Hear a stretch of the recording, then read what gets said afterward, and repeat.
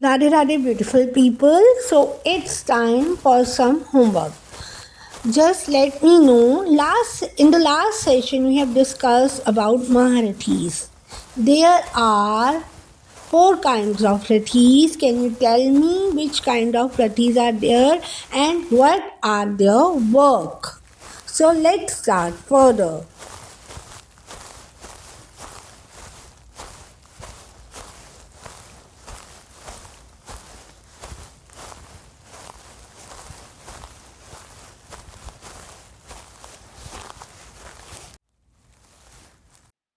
So, according to verse 7, now also obeys the twice born, the names of those who are the most distinguished among us ourselves, the leaders of my army. These I name to thee for thy information. Addressing his master as the best among the twice born, Duryodhana now repeats the names distinguished heroes in his own army. A weak man, to escape from his own mental fears, would try to whistle to himself. This is clearly seen when a lonely coward crosses a dark deserted valley in a town, or when he tries to enter a neglected house all alone. The guilty conscience of the tyrant king and had undermined all his mental strength. The more he realized the combined strength of the great personalities arrayed in the opposite enemy camp, the more abjectly nervous he felt.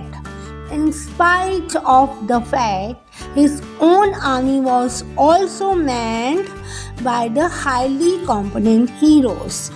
In order to revive himself, he wanted the assuring words of encouragement from his teachers and elders.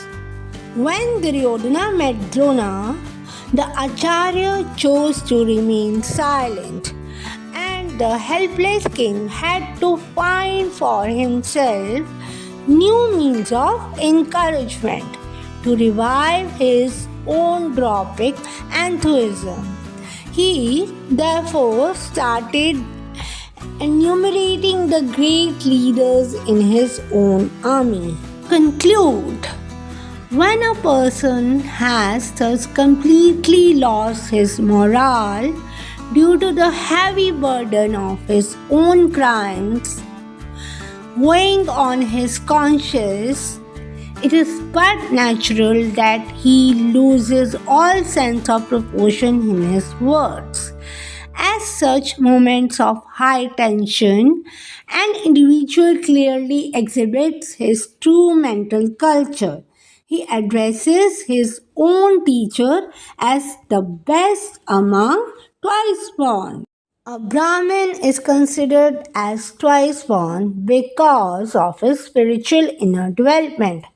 When born from his mother's womb, man comes into the world only as the animal called man. Therefore, through study and contemplation, he gains more and more discipline over his mind, and as a result of his achievement in self perfection, he is considered as being born again for a second time out of hid mental shackles, and such a perfected, well disciplined, and cultured Hindu is called Brahmin.